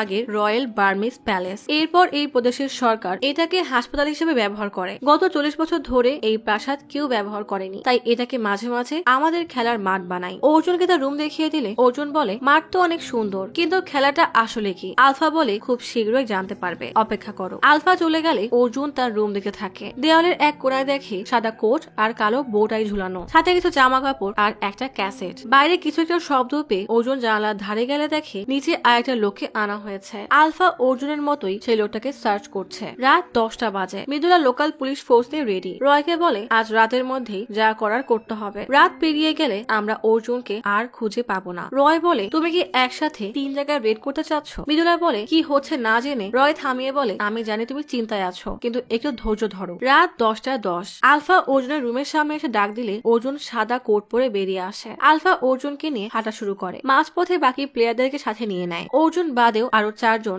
আজ এখানে নতুন এসেছে, যাদের মধ্যে একজন মেয়েও আছে। আলফা প্লেয়ারদের এক ময়দানে নিয়ে আসে। সেখানে আছে তাদের মতো আরো কিছু সাইকো। দুজন মারামারি করছে। একজন আরেকজনকে আচমকা চাকু মারে, তবুও সে হার না মেনে পায়ে কামড়ে ধরে। আলফার লোক হাউন্ড সেই চাকু মারা ছেলেটার নাকে মারতে মারতে তাকে আধমরা করে ফেলে। এরপর স্টেজের দুই পাশে বাঁধা কয়েকটা দড়ির একটা কাটে। কতগুলো সাইকো এক হলে কি ভয়াবহ পরিবেশ হয় এই জায়গা তার প্রমাণ। আলফা সবাইকে বলে এরা আমাদের নতুন সদস্য। সবাই সিটিকে বলে স্লোগান দিতে থাকে। আলফা অর্জুনকে ইশারা করলে অর্জুন বুঝতে পারে না যে কি করবে। আলফা বলে একটা দড়ি কাটো। কৌতূহলী হয়ে অর্জুন ভয়ে ভয়ে দড়ি কাটে। এরপর বাকিরাও এক এক করে দড়ি কাটে। আলফা চিৎকার করে জিজ্ঞেস করে আমরা এখানে কেন এসেছি? আমাদের সবার ভিন্ন ভিন্ন কারণ আছে, কিন্তু আমাদের মধ্যে একটা জিনিস কমন। কি চাই আমরা? একজন চিৎকার করে বলে ফ্রিডম। আলফা জিজ্ঞেস করে এটা ঠিক না বেঠিক তার ফয়সলা কে করবে? এই সমাজ? ওই সমাজের ধার ধারি না। আইন কানুন বিচার এসব আমাদেরকে নিয়ন্ত্রণ করার জন্য, আমাদের মতামতকে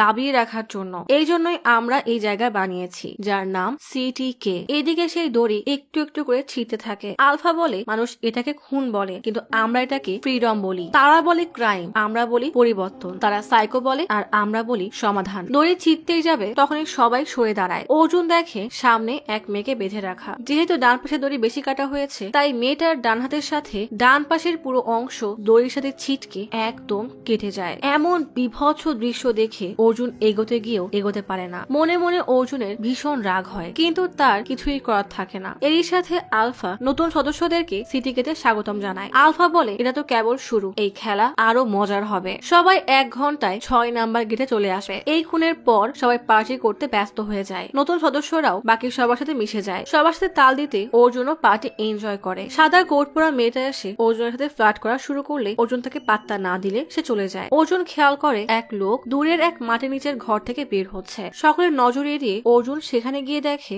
অনেকগুলো খাঁচা, নিচে আরেকটা কম্পার্টমেন্ট। অর্জুন নিচে নামতেই দেখে খাঁচায় নানা বয়সের মানুষ, বৃদ্ধ, যুবক, নারী, পুরুষ, কিশোর সব শ্রেণীর মানুষকে রাখা আছে। এক মহিলা অর্জুনকে দেখে বলে পুলিশ আমাদেরকে বাঁচাতে ঠিকই আসবে, তুমি আমাদেরকে মারতে পারবে না। পুলিশের প্রতি মহিলাটার এত বিশ্বাস দেখে অর্জুন পাশে ছেলের দিকে তাকিয়ে একটু আগে যাকে মারা হলো তার কথা মনে করে আফসোস করতে থাকে। সেখান থেকে বেরিয়ে চলে আসে মনিটর রুমে। সামনে অনেকগুলো কম্পিউটার, পাশে বরফের বাক্স রাখা যার মধ্যে রয়েছে মৃত মানুষদের অর্গান। আলফা চলে আসলে অর্জুন আলে লুকিয়ে পড়ে। আলফা কম্পিউটারে বসতেই তাকে যেন কে কল দেয়। আলফা কল রিসিভ করে বলে আমি এখনই পাঠাচ্ছি, আমাকে আর কল দিবে না বলেই কল কেটে দেয়। অর্জুনের অপর দিকের এক দরজার কাচের মধ্যে আলফার লোক হাউন্ড অর্জুনের দিকে তাকিয়ে ইশারা করে। মজার বিষয় হলো এই গ্লাসটা ওয়ান সাইডেড হওয়ায় অর্জুনকে দেখা যাচ্ছে না। হাউন্ড আসলে আয়নায় নিজেকে দেখছে। আলফা চলে গেলে অর্জুন কম্পিউটারে অ্যাক্সেস নেওয়ার চেষ্টা করে, কিন্তু পাসওয়ার্ড থাকায় পারে না। অর্জুন ফোন দিয়ে কল করার চেষ্টা করে, কিন্তু তাতেও কাজ হয় না। তাই ফোনের তার খুলে সাদা গাড়ির কাছে যায়। সেটা লক থাকায় জুতার ফিতা খুলে প্যাচ দিয়ে লক খুলে গাড়ির ক্যাসেট খুলে নেয়। অর্জুন রুমে গিয়ে সে রেডিওতে কানেক্ট করে। এদিকে বর্ষা আর দিবাকর পুলিশ ফোর্স নিয়ে সেই জায়গায় রাত 11:30টায় রেড দিতে আসে। অর্জুন ফ্রিকোয়েন্সি পাওয়ার জন্য ছাদে ওঠে। দিবাকরের উপরে হঠাৎ হামলা হয়। এক পুলিশ কিছুক্ষণ পর বর্ষাকে কল দিয়ে বলে এখানে কিছুই পায়নি, তবে দিবাকর স্যার মিসিং। ঠিক তখনই বর্ষার টিমের উপরেও বিল্ডিং থেকে গুলি করা হয়। বর্ষা কোন রকমের টিমকে নিয়ে গাড়ির কাছে এসে মৃদুলাকে কল দিয়ে বলে এখানে থাকা সেফ না, আমরা ফিরে যাচ্ছি। কল কাটতেই মৃদুলা খেয়াল করে চারপাশ থেকে গুন্ডারা তাদেরকে ঘিরে ধরেছে। এই গুন্ডাদের সাথে মৃদুলার হাড্ডাহাড্ডি এক লড়াই শুরু হয়। দুজন মৃদুলাকে ধরে বসলে মৃদুলা কোন রকমের বন্দুক বের করে একজনের পায়ে গুলি করে। সাথে সাথেই সে জঙ্গলের দিকে পালিয়ে যায়। তাকে সাহায্য করতে আর একজন তার পিছু পিছু দৌড়ায়। একজন এসে মৃদুলার গলা চেপে ধরে। হঠাৎ এক গুলির শব্দ হয় আর গুন্ডাটা মারা যায়। আসলে পুলিশ ফোর্স এসে মৃদুলাকে বাঁচাতে গুলি করে দেয়। মৃদুলা পুলিশকে ঝাড়ি দিয়ে বলে পাগল হয়ে গেছেন নাকি? এই লোক অর্জুনের লোকেশন জানতো, ওইদিকে যান। ওরা ওইদিকেই পালিয়েছে। অর্জুন খেয়াল করে খাঁচার বৃদ্ধ লোকটাকে নিয়ে যাওয়া হচ্ছে। এবার তাকে মারার পালা। এক বোর্ডের উপরে শুয়ে তার হাত পা বেঁধে রাখা হয়েছে।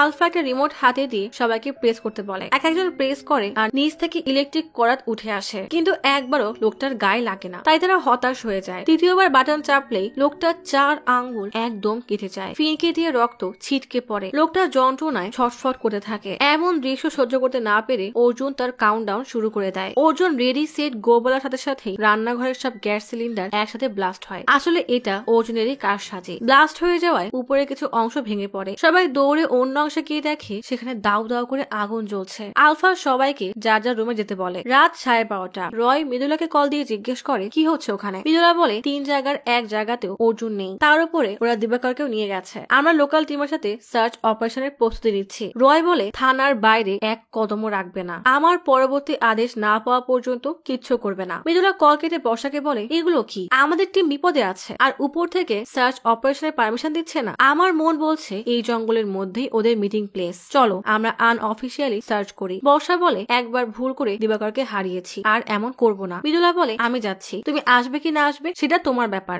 এমন বিপদের সময় বর্ষা মৃদুলাকে একা ছাড়তে পারে না, তাই সেও তার পিছু পিছু যায়। 1:30 বাজে। আলফা সবাইকে দাঁড় করিয়ে বলে জানো এখানে ক্যামেরা নেই কেন? কারণ আমাদের মূল মন্ত্র ছিল বিশ্বাস ভরসা, কিন্তু আমরা এই প্রথম ব্যর্থ হয়েছি। গাড়িতে রেডিও মিসিং, আমার স্যাটেলাইট ফোনের তার নষ্ট, আর এখন এই ব্লাস্ট। নতুন সদস্যদের আনার সময় যে 3 জায়গায় দেখানো হয় সেখানে পুলিশের অ্যাটাক হয়েছে, মানে পুলিশ আমাদের গ্রুপে ঢুকে পড়েছে। আলফা এবার নতুন সদস্যদের 5 জনকে রিং এর মধ্যে ডাকে। 5 জন এসে দাঁড়ালে আলফা বলে এদের মধ্যে একজন পুলিশ আর বাকি 4 জন সিটিকে সদস্য। সিটিকে গ্রুপ তাদের প্যাশনের জন্য মারে, আর পুলিশ বাঁচার জন্য। পুলিশ এখানে অবশ্যই মরবে। তোমাদের মধ্যে যে বেঁচে যাবে সেই হবে সিটিকে সদস্য। তোমাদের মধ্যে একজনই বাঁচবে। শুরু করো লড়াই। রিং এ দড়ি বেঁধে দেওয়া হয়। আলফা যত রকমের চাকু দা আছে সব রিং এর মধ্যে দিয়ে দিলে সবাই দৌড়ে গিয়ে এক একটা তুলে নেয়, কিন্তু অর্জুন কিছুই নেয় না। এদিকে বর্ষারা টিম নিয়ে রওনা দেয়। গাড়িতে মৃদুলা বলে এতগুলো সাইকোর মধ্যে অর্জুন কিভাবে থাকবে? আমার তো অনেক ভয় করছে। বর্ষা বলে চিন্তা করো না, যত বড়ই সাইকো হোক না কেন অর্জুন স্যার সব সাইকোর বাবা। এদিকে হাড্ডাহাড্ডি লড়াই চলছে। বাকিরা অস্ত্র ব্যবহার করলেও অর্জুন হাত পা দিয়ে অ্যাটাক করছে। তবে এই মেয়েটাও কম না, একজনকে মেরে তার রক্ত আবার জিভে লাগিয়ে স্বাদ নিচ্ছে। ইয়াক। আলফার নজর অর্জুনের উপরে। তার বারবার অর্জুনকেই সন্দেহ হচ্ছে। অর্জুন যে বড় মাপের সাইকো সেটা প্রমাণ করতে আহত একজনকে রামদা দিয়ে এক কোপ মেরে শেষ করে দেয়। এরপর একজন মুখ থেকে সিগারেট কেড়ে নেয়। একে একে 3 জনের ভয়ানক মৃত্যু হয়। বাকি থাকে অর্জুন আর সেই মেয়েটা। মেয়েটা চাকু নিয়ে অর্জুনের উপরে হামলা শুরু করে, কিন্তু অর্জুন শান্তভাবে তাকে আটকাতে থাকে। এক পর্যায়ে মেয়েটা অর্জুনের মুখে এক পোষ দিলে অর্জুন রেগে মেয়েটার চুলের মুঠি ধরে তাকে মারতে থাকে। মেয়েটা কোন রকমের সামলে একদম চাকুর সামনে দাঁড় করিয়ে বলে তুমি এখানে টিকতে পারবে না। অর্জুন চাকুটা মেয়েটার দিকে দিলে সোজা গলায় ঢুকিয়ে বলে ক্যারিয়ারের শুরু থেকে এই একটা কথাই শুনছি। সাথে সাথেই মেয়েটা মারা যায়। সবাই ফ্রিডম ফ্রিডম বলে চিৎকার করতে থাকলে বিরক্ত হয়ে অর্জুন চিৎকার করে ওঠে। আলফা উপরে এসে বলে আসলে শুধু ট্রেন পুলিশ অফিসাররাই 4 সিটিকে সদস্যকে এভাবে মারতে পারে, তাই না? বাহ, কি টেকনিক আর মেথড। অর্জুন তাকে থামিয়ে বলে যত বেশি সন্দেহ করবে তত বেশি খেলতে পারবো, তুমি চাইলে আরো আনতে পারো। আলফা তার লোকদেরকে ডাক দিলেই তার দিবাকরকে নিয়ে আসে। অর্জুন ভেতরে ভেতরে অবাক হলেও বাইরে একদম কুল থাকে। আলফা দিবাকরকে জিজ্ঞেস করে তুমি কে কে চিনো? অর্জুন চোখের পলক ফেলে ইশারা দেয় যে হ্যাঁ বলো। দিবাকর বলে হ্যাঁ চিনি, আমার সিনিয়র। আলফা বিশ্বাস করবে কিনা সেই দ্বিধায় পড়ে যায়। আলফা বলে এই কথা সত্যিও হতে পারে আবার মিথ্যাও হতে পারে। অর্জুনকে বলে তুমি এতক্ষণ ভালোই খেলেছো, আর একটা খুন করো তাহলে মেনে নিব তুমি পুলিশ না। দিবাকরের জান তো ভয়ে শুকিয়ে যায়। রিং এর মধ্যে চাকু দেওয়া হয়। অর্জুন ইশারা করে দিবাকরকে চাকুটা নিতে বলে। দুজনের মারামারি শুরু হলে দিবাকর অর্জুনকে বলে স্যার আমাকে মেরে ফেলেন, ধরা পড়লে দুজনকেই মরতে হবে। অর্জুন মারতে মারতে বলে কেন, তুমি না মেয়ের অ্যানুয়াল নিতে যাবে? থেমে যেও না, চালিয়ে যাও। অর্জুন দিবাকরকে মারার অভিনয় করতে থাকে। হঠাৎ হাউন্ড এসে আলফার কাছে কিছু একটা দিলে আলফা অর্জুনকে বলে থেমে যাও। আলফা নতুন সদস্যের একজনকে দেখিয়ে বলে পুলিশ অফিসার আসলে এই লোকটা। ওর রুম থেকে রেডিওর ক্যাসেট পাওয়া গেছে। পাওয়া তো যাবেই, কারণ অর্জুনই সেখানে রেখে এসেছিল। অর্জুন এবার নাটক করে বলে তোমার জন্য 3টা সিটিকে সদস্য মারা গেল, আমাদের কি নিজেদের মধ্যেই মারামারি করা উচিত? আমাদের লড়াই কি নিজেদের সাথে? সিটিকে মানে ভ্রাতৃত্ব আর ভরসা, এসব বিশ্বাস করে আমরা চেহারা দেখিয়ে মার্ডারের ভিডিও আপলোড করেছিলাম। একজন পুলিশ ফেক প্রোফাইল বানিয়ে 2টা ভিডিও আপলোড করেছে। চেক না করে অ্যাপ্রুভ করে দিয়েছো। মৃত মানুষকে পুলিশ বলছো, আরেকজনকে পুলিশ বলে তাকে মারতে বলছো।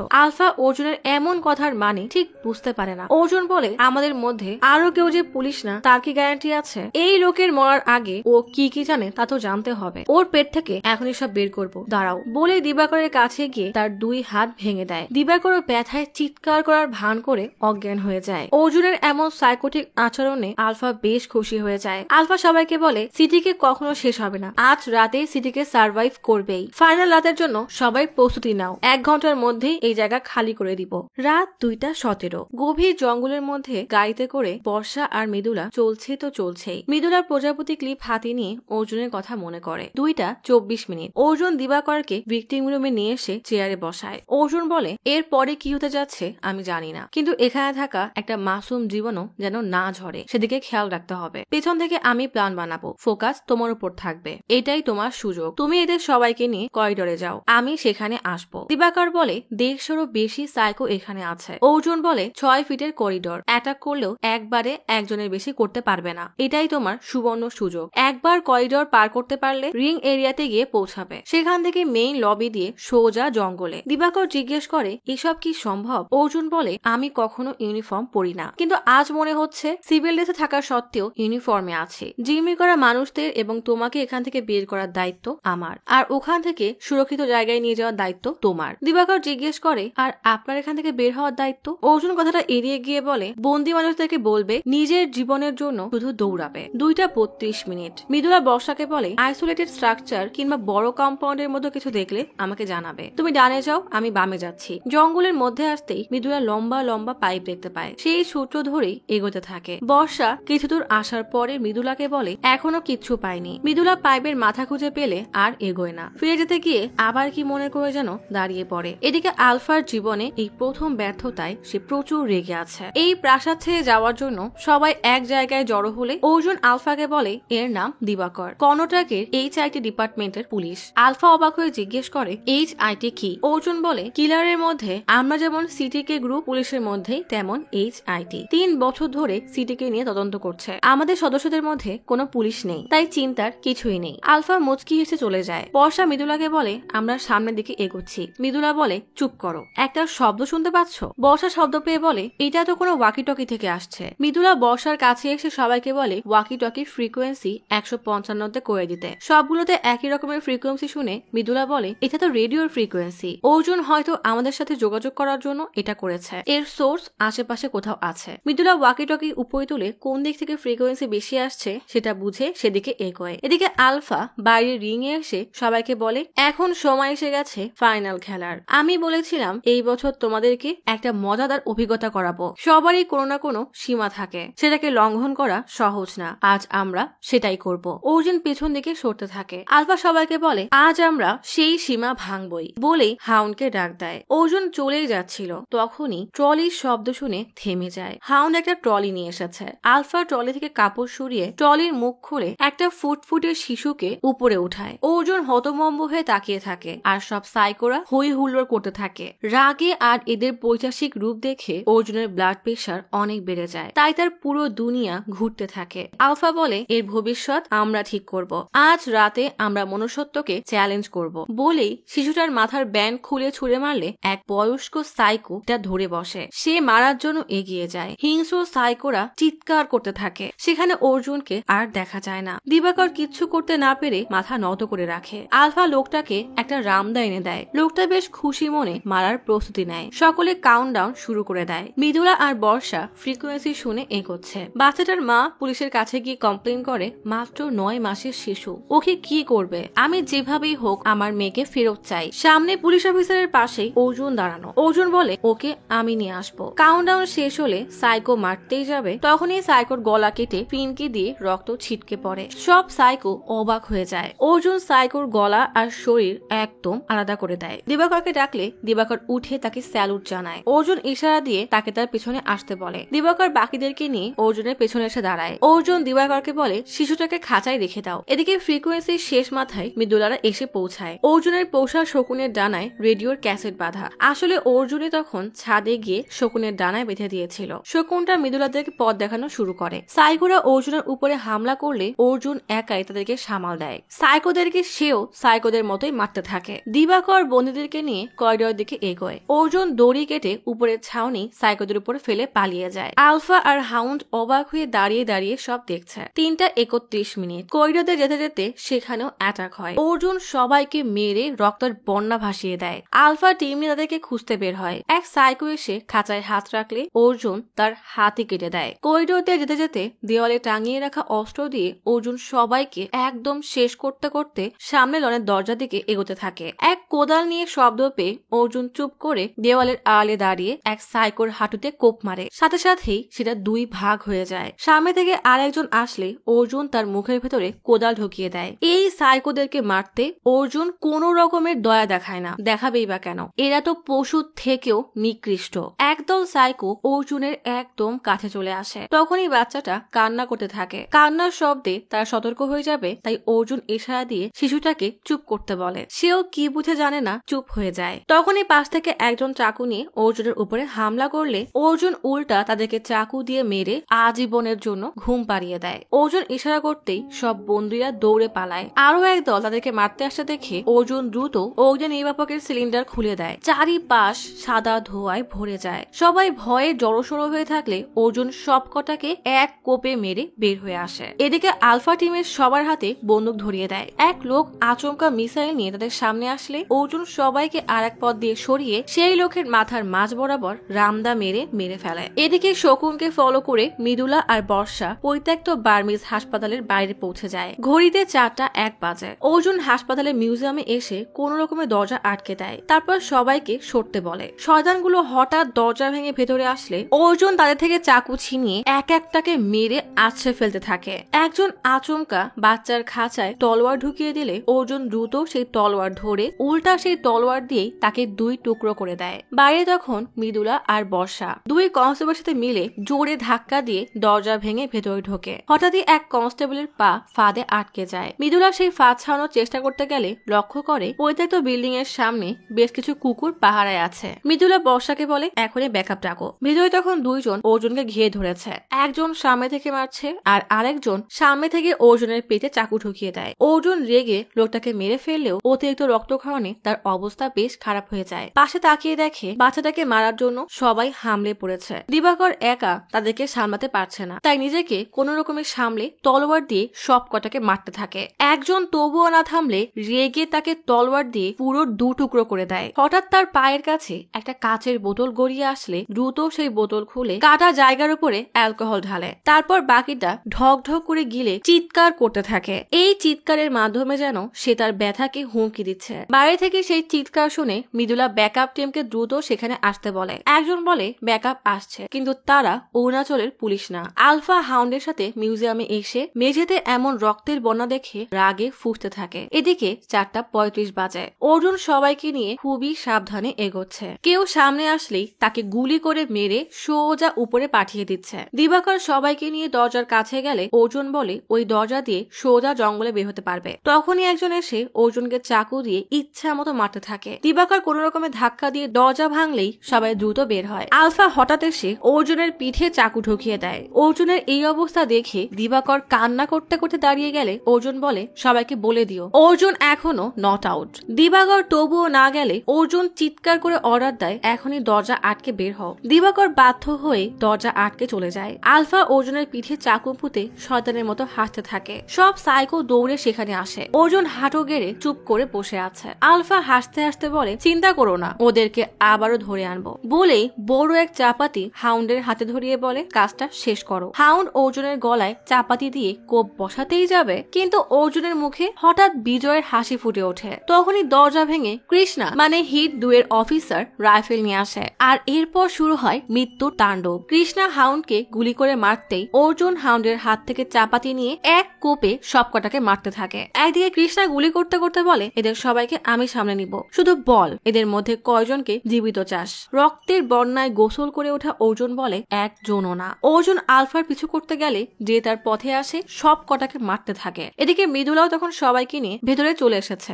আর এক একটাকে গুলি করে মারছে। কৃষ্ণা যখন এসেছে তাহলে আর অ্যাসিস্ট্যান্ট অভিলাষ আর ম্যাক্স কেন বাদ যাবে? তারাও এসে সবার উপর হামলা করে। এদের মারামারির সুযোগে আলফা কন্ট্রোল রুমে এসে সব কম্পিউটার ভেঙে হার্ড ডিস্ক নিয়ে পালায়। অর্জুন কি আর এত সহজে তাকে যেতে দিবে? সেই দড়ি ধরে উপরে এসে আলফার উপরে হামলে পড়ে। আলফা অর্জুনের কাটা জায়গায় আঘাত করতে থাকে আর অর্জুন ঘায়েল বাঘের মতো আরো দ্বিগুণ শক্তি নিয়ে তাকে ধরে সোজা কাঁচ ভেঙে নিচে গাড়ির উপরে পড়ে। এতটা রক্ত ঝরে যাওয়ায় অর্জুনের প্রায় অজ্ঞান হওয়ার মতো অবস্থা। তবুও কোন রকমের শক্তি জুগিয়ে গাড়ির উপর থেকে নেমে ঝাপসা চোখে তাকিয়ে আলফাকে খুঁজতে থাকে। আচমকা মৃদুলা এসে অর্জুনকে ধরে কান্না করতে থাকলে অর্জুন হন্যে হয়ে বলে আলফা কোথায়? আচমকা আলফা এসে মৃদুলার গলা ধরে টেনে দূরে নিয়ে গিয়ে তার গলায় চাকু ধরে দাঁড়ায়। অর্জুন তার সবটুকু শক্তি দিয়ে উঠে দাঁড়িয়ে আলফার দিকে আসতে থাকে। হঠাৎ শীষ বাজানোর আওয়াজ পেয়ে অর্জুন মৃদুলাকে বলে ব্রাভোস। ইশারা বুঝতে পেরে মৃদুলা নিচে নেমে গেলে পাশ থেকে কৃষ্ণা অর্জুনকে বন্দুক দিলে অর্জুন সেই বন্দুক দিয়ে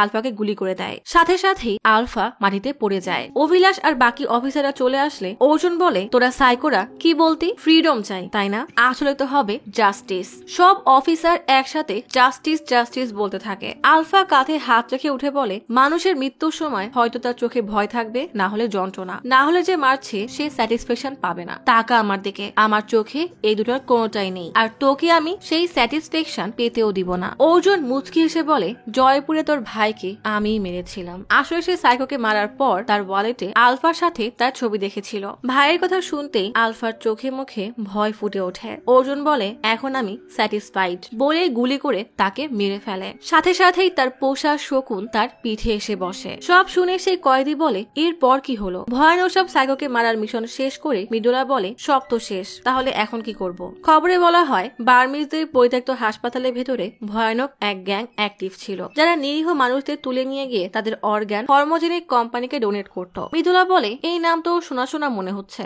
অর্জুন নিউজ পেপারে হেডলাইন দেখে বলে, এটা সুইডেনের ফার্মা কোম্পানি। মৃদুলা বলে, এরাই তো ইন্ডিয়ায় মানি লন্ডারিং করত। সেই সংগঠনের নাম ছিল কিন টু কেয়ার। অর্জুন বলে, সংক্ষেপে KTC, যার উল্টা করলে হয় সিটিকে। এই সংগঠন টেক জিনিয়াস স্যামুয়েল জোসেফ চালাতো, আর সেই আলফাকে অর্ডার দিত। সিটিকের মেম্বাররা তাদেরকে মারতো, সিটিকে তাদের হরমোন রিলেটেড অর্গান বের করে হরমোজেনিস কোম্পানিকে বেচত। খুন করার সময় অতিরিক্ত স্ট্রেস থাকার কারণে ভিকটিমের ব্রেইন থেকে অ্যান্ডালিন আর কর্টিজন নামক হরমোন রিলিজ হতো, আর এই কোম্পানি সেই হরমোন দিয়ে ককটেল বানাচ্ছে, যেটা দুনিয়ার আর কোথাও পাওয়া যাবে না। এই হরমোনের কেমিক্যাল আর এগুলো তারা বড় বড় ক্লায়েন্টদেরকে বেচত। কৃষ্ণা বলে, আমরা প্রায় খবরে পড়ি না যে হলিউডের 60 বছরের অভিনেতা বাচ্চার বাবা হয়েছে? সব এই কেমিক্যালের জন্য। আসলে এই কোটিপতিরা এইসব ওষুধ পাওয়ার জন্য কোটি কোটি টাকা দিতে প্রস্তুত। বিদেশে হওয়া কোটিপতিদের পার্টিতে এই ড্রাগ অনেক বেশি পরিমাণে সাপ্লাই হয়, আর এই ড্রাগ বেচে যে টাকা পায় স্যামুয়েল জোসেফ সেটা KTC অর্গানাইজেশনের মাধ্যমে ব্ল্যাক মানির রূপে পাঠাচ্ছে। আর এই মানি লন্ডারিং এর কেস যে তদন্ত করছিল সেই অফিসার 3 মাস যাবত মিসিং। অর্জুন বলে, আমি সেই অফিসারকেই এই মিশনে বাঁচাতে পারিনি, যার নাম ACP ধানিয়া। আসলে সেদিন দইতে ACP ধানিয়াকেই বাধা হয়েছিল। অর্জুনের সামনেই তার পুরো শরীর ছিঁড়ে ফেলা হয়। কৃষ্ণা বলে, ধানিয়া ভেবেছিল সব KTCর কাজ, কিন্তু সিটিকে সম্পর্কে সে জানতে পারার আগেই তাকে মেরে ফেলা হয়েছে। অর্জুন বলে, না, তাকে মারা হয়নি, ধানিয়া নিজেকেই বলি দিয়েছে। আসলে সেদিন প্রথমে ওই বাচ্চাটাকে নিয়ে যাওয়ার কথা ছিল, বাচ্চাটা ছিল 3 নম্বর সেলে। সব শুনে ধানিয়া নিজের কেস থেকে 13-র 1 সরিয়ে শুধু 3 রেখে দেয়, তাই বাচ্চার জায়গায় তাকে মেরে ফেলা হয়। ধানিয়ার এই বলিদানকে সম্মান দেওয়া উচিত। এই দুনিয়া কখনো জানবে না এই মিশনে আমরাও ছিলাম। সবাই জানবে ধানিয়া এই মিশনকে লিড করেছে এবং সব ভিকটিমকে বাঁচিয়েছে। সিটিকে সব ভিকটিমকে তাদের পরিবার ফিরে পেয়ে কান্না করতে থাকে। ধানিয়ার পরিবারকে ধানিয়ার সম্মানার্থে ব্যাজ দেওয়া হয়, তার সম্মানে প্যারেড করা হয়। মৃদুলা বলে, এই স্যামুয়েল গত 1 বছর ধরে জেলে আছে, তার মানে সে জেল থেকেই এই র্যাকেট চালাচ্ছে। তার কাছে যে পরিমাণে টাকা আছে আর সম্পত্তি আছে, সে বাকি জীবন আরামে জেলে থাকবে। এই কথা শুনে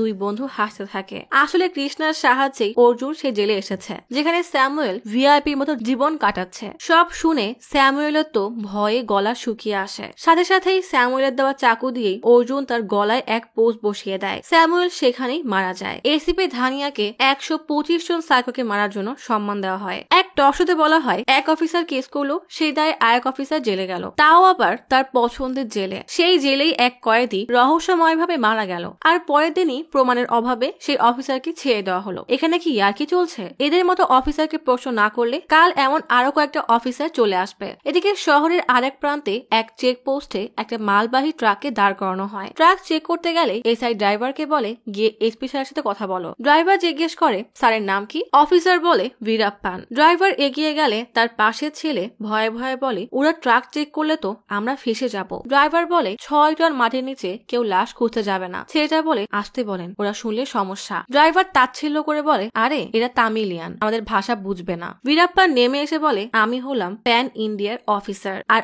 আমি বুঝবো না হিন্দি? বলে ড্রাইভারকে কষে এক চড় দিয়ে বলে, এখনই ওই ট্রাক ফাঁকা করো। তার মানে হিটের 4 নম্বর পার্টে বীরাপ্পান তার খেলা দেখাতে আসবে, আর হিট 4 সম্ভবত 2026-এর মাঝামাঝিতে আসবে। তাই ততদিন আপনাদের সাথে আমাকেও অপেক্ষায় থাকতে হবে, যেটা আমি খুবই অপছন্দ করি।